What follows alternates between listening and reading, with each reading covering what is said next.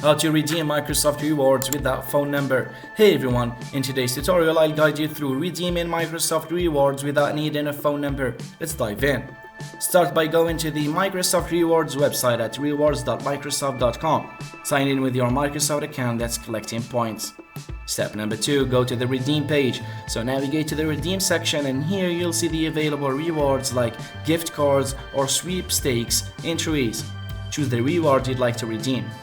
Step number 3, bypass phone verification.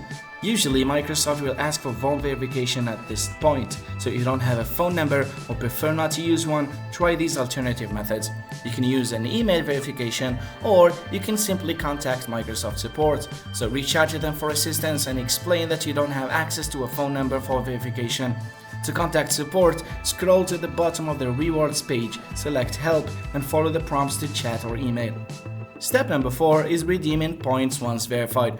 So once verified, go back to the redeem page and confirm your reward selection. Your points should now be successfully redeemed without needing a phone number. And that's it. If this helped you redeem your points, please like and subscribe for more quick solutions. Thanks for watching.